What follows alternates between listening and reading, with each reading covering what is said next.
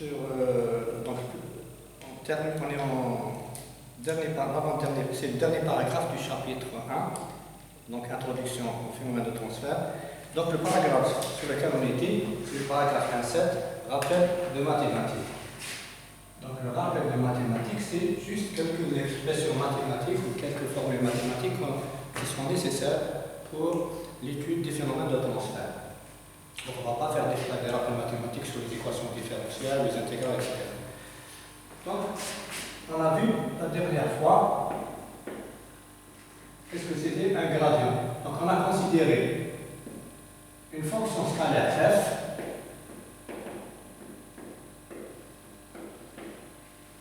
et un vecteur v avec ses trois composantes vx, vy, vz. Donc un scalaire f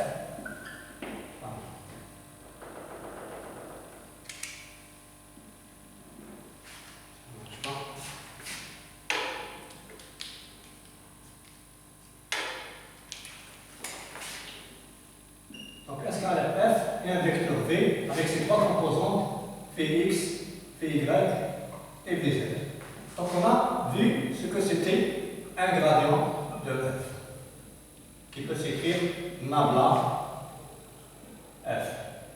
Donc il est donné par df sur dx, vecteur unitaire i, plus df sur dy, vecteur unitaire j, plus df sur dz, vecteur unitaire K. Et on s'est arrêté à la divergence d'un vecteur V. Donc la divergence ici elle s'applique au vecteur V et le résultat est un scalaire.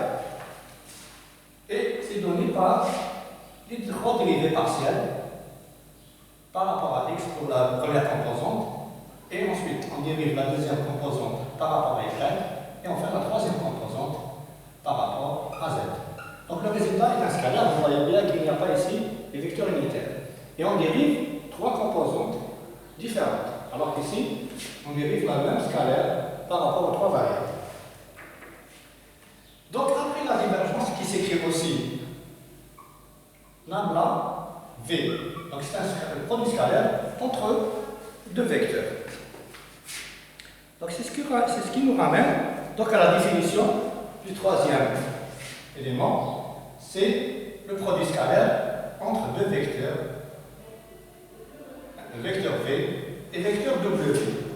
Eh bien, c'est comme le produit scalaire qu'on vient de voir entre le vecteur nabla et le vecteur V.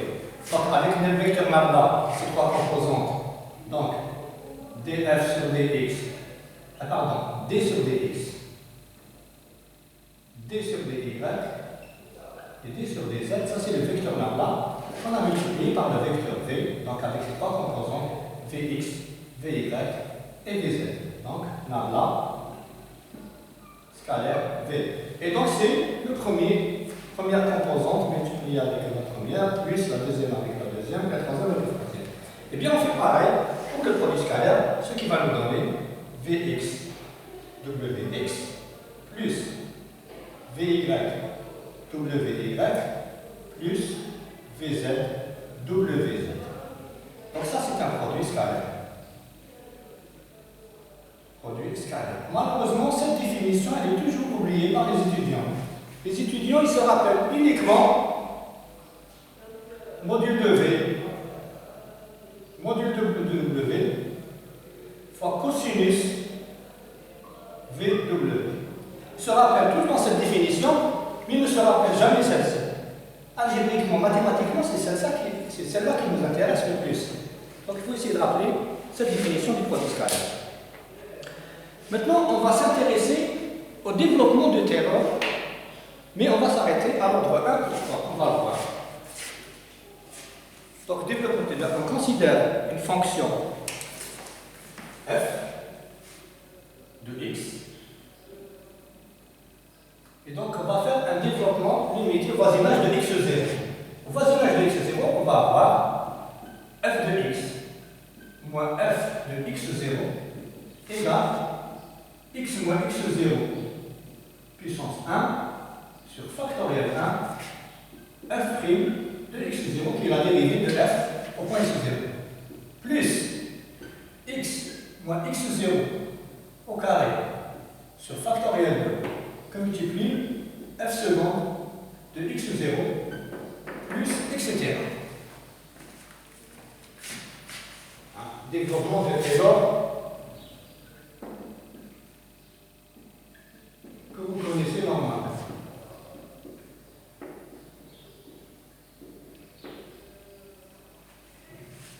On va faire la même chose, mais non pas x0, mais un point très proche de x. Un point très proche de x, c'est-à-dire qu'on va ajouter un différentiel, un élément de différentiel dx au point x. Ça va nous faire donc f de x, donc au voisinage immédiat de x,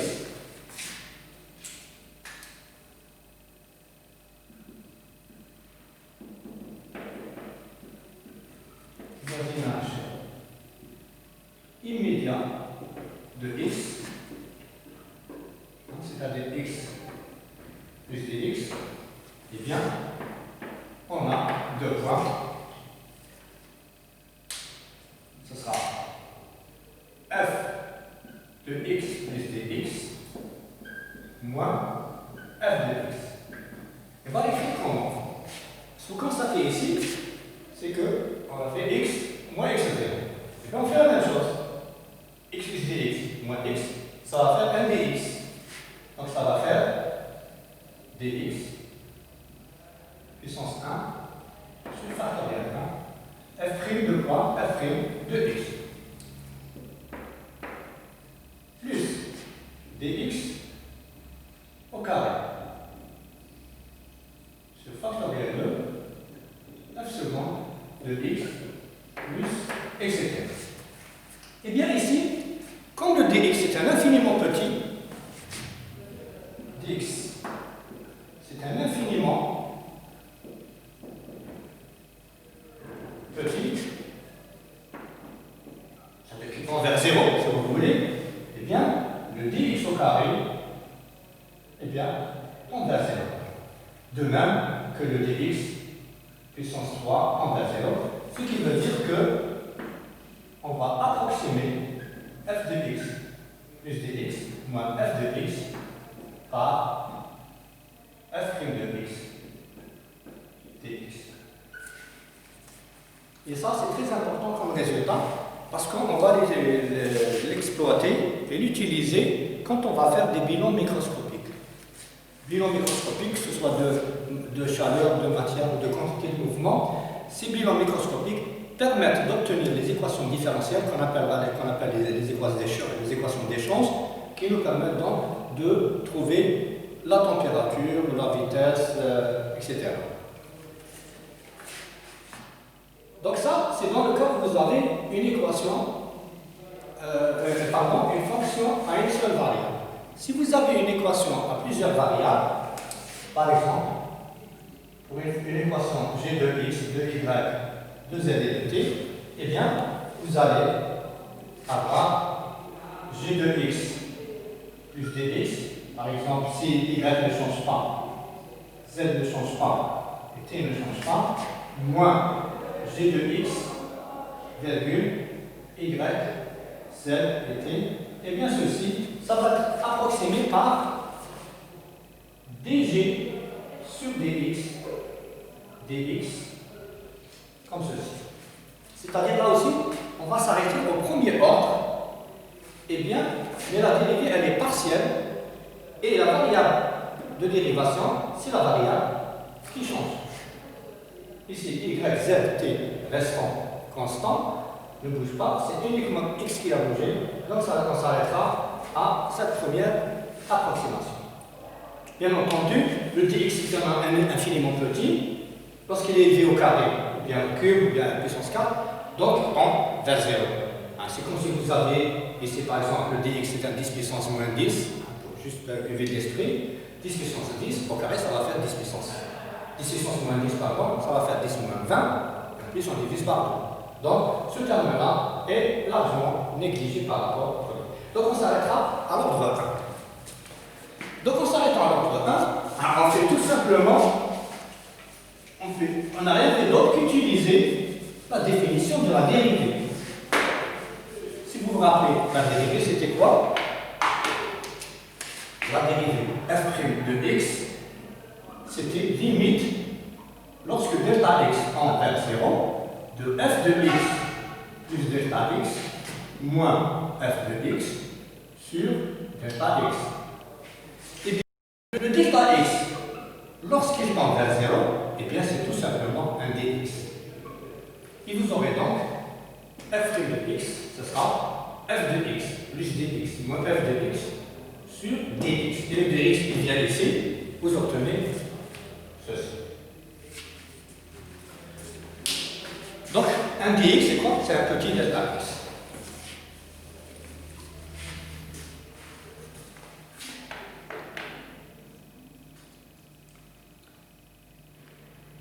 Maintenant, on va s'intéresser à le théorème de l'intégrale triple, c'est-à-dire Ostrogradski. Eh bien, lorsque vous avez une intégrale double sur une certaine surface, V, d'un vecteur V fois n fois ds. Donc vous avez l'intégrale de surface, mais vous avez un produit scalaire V et n. N étant quoi? N, c'est vecteur normal unitaire, ou bien vecteur unitaire normal. Normal à qui?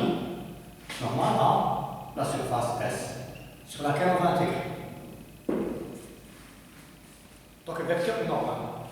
Eh bien, ceci, il va nous donner quoi? Il va nous donner une intégrale triple sur le volume V de divergence du vecteur V fois d. Donc, bien entendu, à condition que la surface soit fermée. C'est-à-dire V, finalement, c'est quoi? C'est le volume délimité par la surface fermée S. Par la surface fermée S, que vous voyez ici. Donc, quelle est la relation entre le V et le S? Eh bien, le volume, il est à l'intérieur de la surface S. Ça peut être une sphère, ça peut être un parallélépipède, un cube, etc. Donc, la surface est fermée. Une surface est fermée lorsqu'elle délimite ou elle entoure un volume. Donc, le théorème d'Ostrogradski.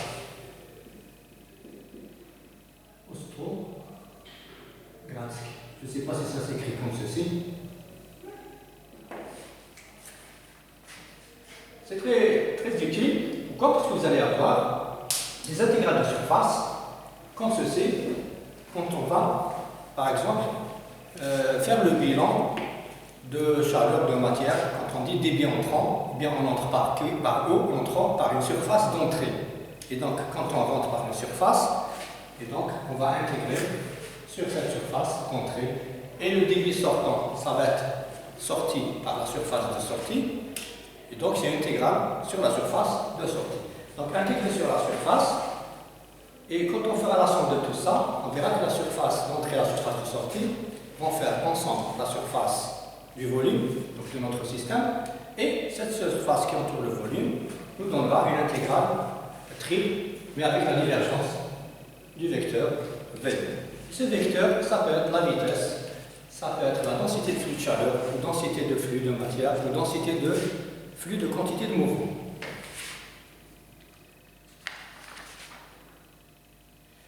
Maintenant, on va définir la notion. Qu'est-ce que c'est qu'une dérivée particulière? Et ça, vous l'avez peut-être vu en mécanique des fluides. Dérivée particulière. AIR, non pas particulière. Donc cette dérivée particulière, qu'on appelle aussi dérivée eulérienne ou dérivée convective, dans certains cas, c'est une dérivée totale par rapport au temps qui s'applique à un fluide en mouvement. Donc forcément, il y a un fluide en mouvement dans cette histoire. S'il n'y a pas de mouvement, la dérivée particulière, c'est une dérivée normale par rapport au temps que vous connaissez. Donc, c'est une dérivée par rapport au temps,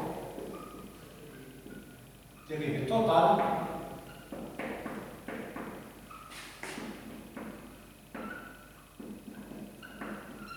par rapport au temps, qui s'applique à un fluide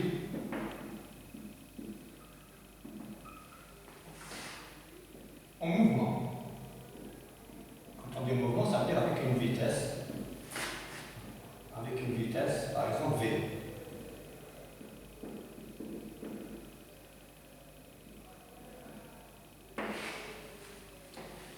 Pour la définir, on va considérer une grandeur scalaire.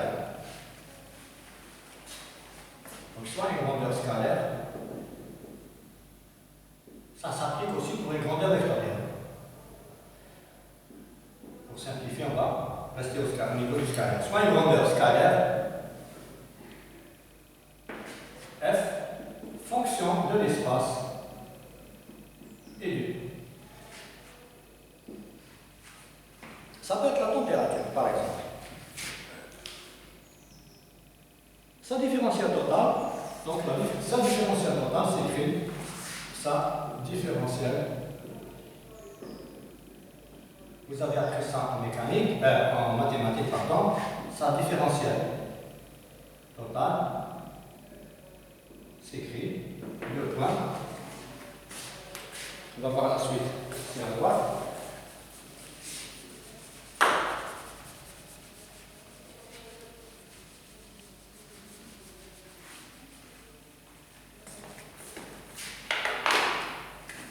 df égale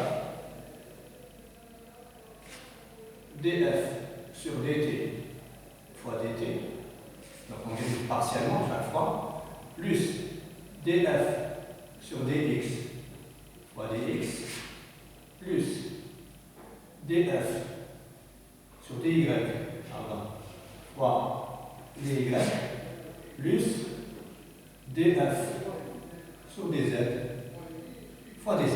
Ici, il y a une cinquième variable, on ajoute la dernière terme. Donc,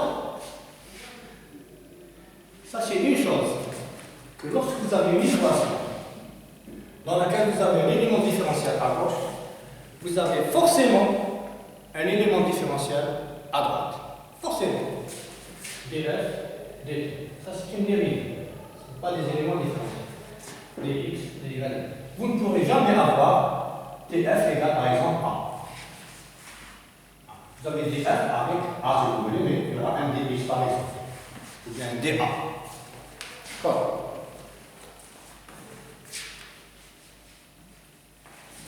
Et sachez aussi que les éléments différentiels, on peut les séparer. Par exemple, si vous avez df sur dx égale a, par exemple, c'est une pente. On peut écrire, c'est-à-dire on multiplie les deux termes par dx. Et vous obtenez donc a fois dx. On peut séparer ces éléments différentiels. On peut les ramener à gauche, à droite, etc. Chose que vous ne pouvez pas faire avec ceci, avec la dérivée partielle. Ça veut dire si vous avez ça, on ne peut pas écrire df égale a fois dx. Donc l'opérateur différentiel, il doit être toujours ensemble.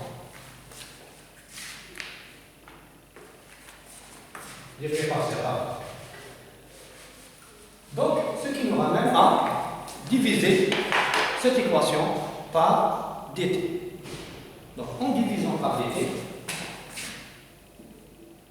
on peut diviser, comme on vient de le voir, multiplier, diviser, en divisant par dt, on obtient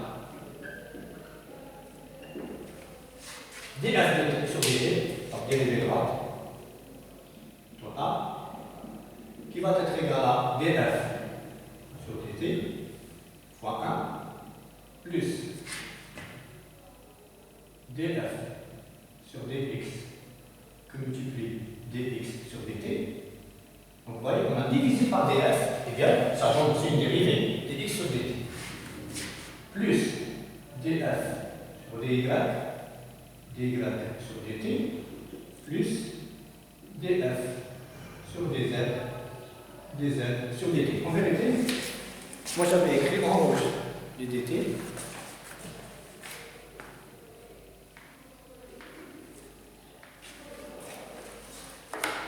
Ça c'est dt, pour montrer qu'on a divisé par dt.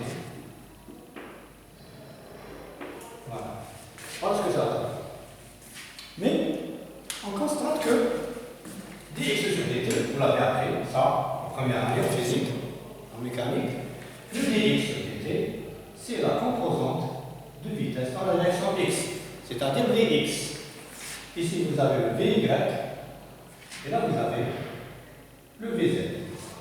Donc, n'oubliez pas que c'est le vecteur vitesse. Enfin, donc, vous aurez un df sur dt qui va être égal à la dérivée par rapport au temps, partielle par rapport au temps, plus Vx df sur dx, plus Vy df sur Vy, plus Vz df sur dz. Vous voyez, comme ça vient un fluide qui se déplace avec une vitesse, et bien la dérivée totale par rapport au temps n'est pas égale à la dérivée partielle, mais est égale à la dérivée partielle plus un terme qui est dû au mouvement. Parce qu'une variation par rapport au temps, c'est quoi? Par exemple, c'est un vieillissement. On vieillit. Si on reste sur place, on ne bouge pas, on vieillit. Si on bouge, on vieillit. Même s'il n'y a pas ça. Si ce terme-là n'existe pas, vous aurez quand même celui-là. Vous aurez une variation par rapport au temps qui est due uniquement au déplacement. Donc, et si vous voyez ici à droite, qu'est-ce que nous avons? Nous avons ces trois composantes de vitesse qui sont multipliées un par quoi? df sur dx, df sur dy, df sur dz. Nous l'avons vu tout à l'heure, c'est les trois composantes du gradient de f. Et donc, quand on multiplie la première composante avec la première composante de l'autre, plus la deuxième avec la deuxième, troisième, ceci c'est tout simplement un produit scalaire. Et donc, vous aurez df sur dt qui est égal à dérivée partielle par rapport au temps, plus le vecteur vitesse multiplié par le vecteur gradient de f. Et voilà donc la définition d'un dérivé particulière, d'un scalaire f. Ce qui veut dire que l'opérateur d sur dt, dérivée particulière, il est égal à d sur dt plus v grade. Et vous mettez ce que vous voulez ici. Si c'est f, si c'est la vitesse, si c'est concentration, pareil, concentration. C'est-à-dire on applique un opérateur mathématique. Dans le cas, si vous avez un solide, si on étudie par exemple le transfert de chaleur dans un solide, le solide généralement ne bouge pas, il n'y a pas de vitesse, eh bien vous aurez df sur dt égale dérivée partielle par rapport à ça. Quand on étudiera la conduction de chaleur dans un solide, donc on n'aura pas ce terme-là, donc vous aurez tout simplement la dérivée partielle par rapport au temps toute seule. Maintenant, ce qu'il faut savoir également, c'est lorsque nous avons un régime stationnaire. Qu'est-ce que ça veut dire un régime stationnaire ou permanent?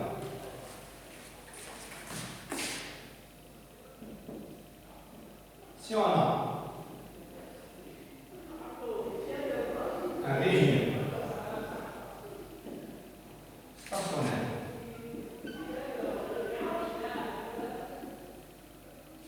ou permanent, on peut utiliser les deux termes, eh bien, vous aurez la dérivée partielle par rapport au temps qui est égale à 0.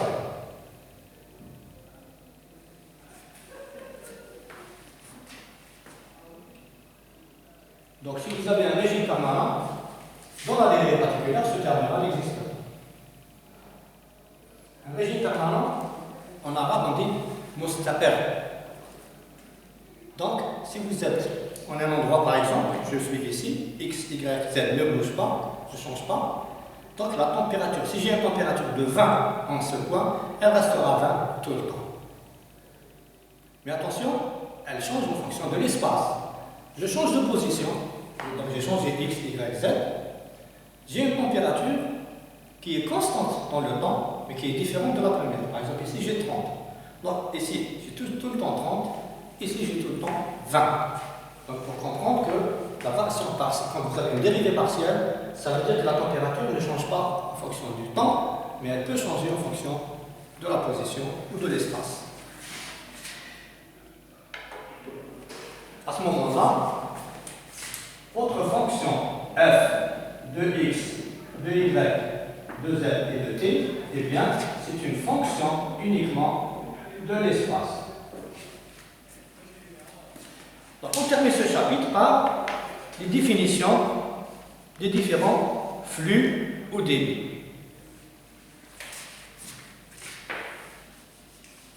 Comment on exprime un flux?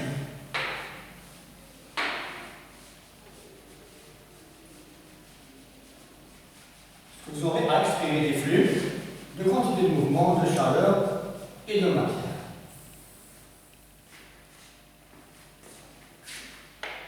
Donc, flux ou débit, c'est le paragraphe 1.8. 1.8. Flux ou débit. Donc, qui dit flux ou débit, ça veut dire par unité de temps, par seconde. Donc, on le définit. Bon, je ne vais pas écrire tout le paragraphe que j'ai réservé à cette partie. Donc, dans les phénomènes de transport, de transfert, on est amené à exprimer ou à calculer des flux. Donc, des flux de chaleur, des flux de quantité de mouvement, des flux de matière. Et donc, c'est quoi les flux?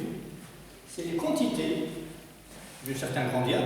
Par exemple, le flux, c'est une quantité de matière, ou bien une quantité de chaleur, ou bien une quantité de mouvement, si vous voulez, qui traverse une certaine surface S par unité de temps. Donc, quand on dit un flux, donc il y a quelque chose qui avance, qui se déplace, et quand on se déplace, forcément, on traverse une surface. Forcément. Par exemple, s'il fait très chaud dans la salle, et qu'il fait très froid, ou bien froid à l'extérieur, il y a forcément un flux de chaleur qui va sortir vers l'extérieur. Dans un réfrigérateur, par exemple, la température est basse à l'intérieur. Donc il fait froid à l'intérieur, il fait chaud à l'extérieur. Vous enlevez la prise, donc il n'y a plus de production de froid. Est-ce que la température va rester constante à l'intérieur du réfrigérateur? Non, ça va chauffer. Pourquoi ça va chauffer? Parce qu'il y a de la chaleur qui rentre à travers les parois, même si c'est des isolants. Elle est constituée d'isolants. Donc la chaleur rentre. Elle rentre par quoi? Elle rentre par la surface du réfrigérateur. Donc il y a un flux de chaleur qui est rentré. Donc quand il y a un flux, forcément il traverse une surface. Donc un flux ou un débit, c'est la quantité de certaines grandeurs qui traverse une certaine surface S par unité de temps, par seconde. Et donc quand on dit traverse, il faut faire très attention. Par exemple, quand la chaleur traverse le mur, elle le traverse comme ceci. Donc elle rentre par là, elle sort de l'autre côté. Si elle fait ça, elle ne traverse pas. Là, elle est en train de raser le mur. Donc forcément, il y a une histoire de direction perpendiculaire entre le flux ou la densité de flux et la surface du mur. Vous avez également un flux volumique, de l'eau qui circule dans un tuyau. Donc il y a un débit, combien de litres par seconde, qui traverse quoi? Elle traverse la section du tube. Donc un fluide qui circule dans un tuyau, la surface qu'il traverse, c'est la section du tube, c'est-à-dire le cercle et non pas la surface latérale. Parce que s'il traverse la surface latérale, il sort dehors. D'accord? Elle sort dehors, l'eau sort dehors. Bon, donc c'est une intégrale double. Le flux, c'est la quantité de quoi? D'une certaine grandeur. Pour ne pas préciser, c'est-à-dire soit la chaleur, soit la matière, soit la quantité de mouvement, d'une certaine grandeur qui traverse une surface S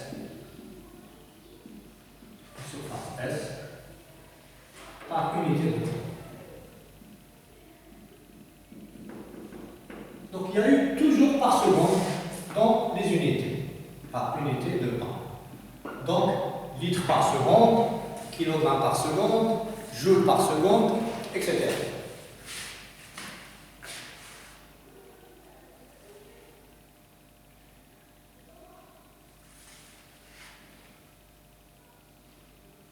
C'est une intégrale double. C'est une. Pourquoi intégrale double? Parce qu'on traverse une surface. C'est une intégrale double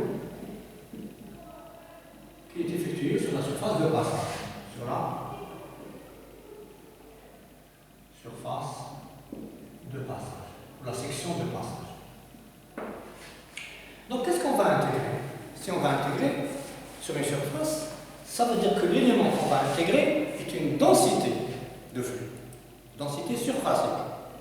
Donc la densité, c'est cette grandeur par unité de surface et par unité de surface. Par unité de surface, pardon, et par unité de temps. On va intégrer donc une densité de flux. On intègre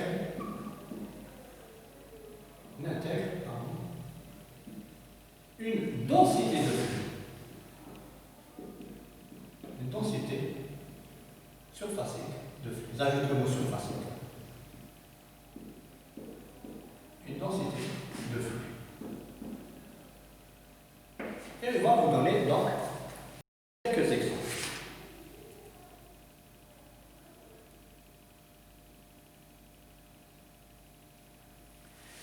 Donc, et comme je vous l'ai dit tout à l'heure, c'est qu'on traverse une surface, forcément, il y a une histoire de direction perpendiculaire à cette surface. Pour obtenir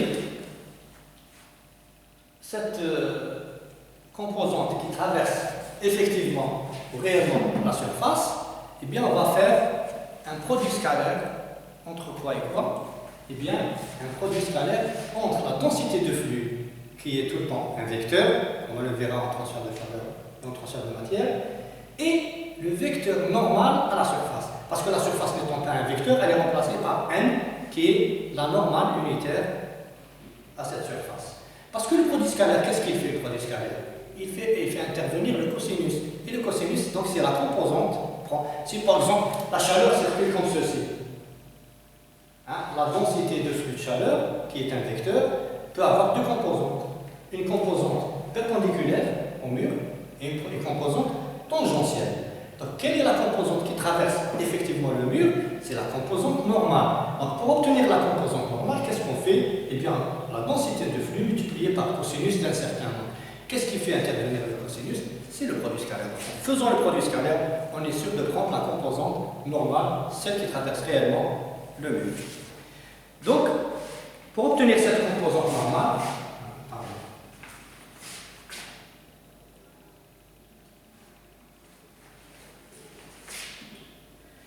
on intègre une densité de flux. Donc, là, je vais préciser. Donc, je suis obligé d'écrire un texte. Hein, je voulais m'abstenir d'écrire beaucoup de textes, mais parce que le cours, normalement, il est disponible, je vous le rappelle, sur la plateforme. Vous vous inscrivez sur la plateforme e-learning de univblida.dz avec une adresse email, tout simplement. Donc, vous allez recevoir un lien qui va vous permettre donc d'activer votre compte. À ce moment-là, vous allez entrer dans le cours, donc vous choisissez technologie, faculté de technologie, département de génie des procédés, formation de licence, semestre, L2, lieu de L3, L2. Vous allez trouver le cours sans mot de passe, vous allez donc l'imprimer, il est donc disponible. Et à partir de là, donc vous avez ici du texte qui vous manque, donc vous le trouvez sur le document. Donc, comme cette grandeur, c'est-à-dire la grandeur que je ne précise pas, chaleur, ou bien matière, ou bien pratiquement, comme cette grandeur qui se déplace, elle va avoir une direction, forcément. Et donc, c'est une composante, c'est un vecteur, donc, qui se déplace, suit une direction. Donc, comme cette, pardon, j'ai oublié le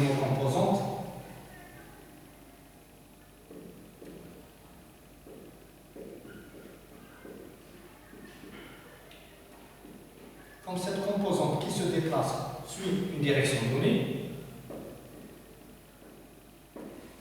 eh bien, celle qui nous intéresse, c'est celle qui est perpendiculaire à la surface.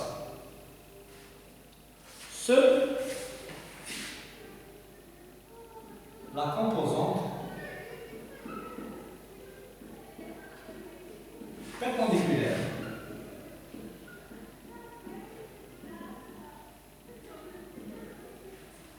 donc j'essaie de récapituler. Donc c'est une intégrale d'eau sur la surface de passage. Donc il y a un passage, donc on traverse. On intègre une densité surfacée de flux pour obtenir un flux, bien entendu. Et comme cette composante qui se déplace, j'ai des composantes, pardon, cette grande, je m'excuse, comme cette grande qui se déplace, elle suit une direction donnée, seule la composante perpendiculaire à la surface nous intéresse. Voilà, la surface nous intéresse. Pour obtenir cette composante,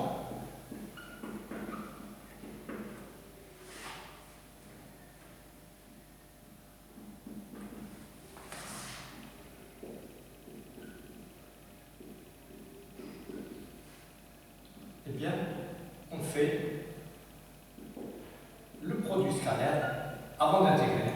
On fait le produit scalaire de la densité de flux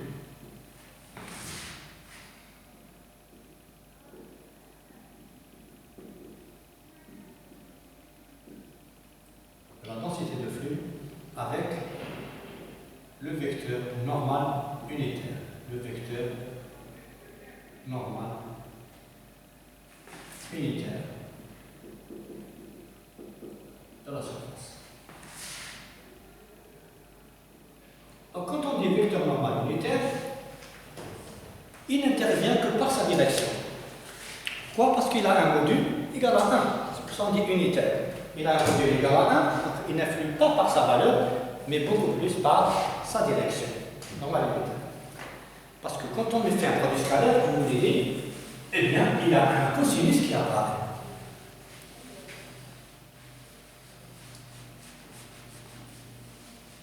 Et on commence par un flux, le flux le plus simple que vous connaissez, le flux volumique. Petit a, flux volumique. A, flux volumique. Le débit volumique, hein? Débit ou bien flux volumique. Que vous avez déjà vu en mécanique des fluides, que vous notez Q ou bien QV. Qu'est-ce que c'est qu'un flux? Pardon.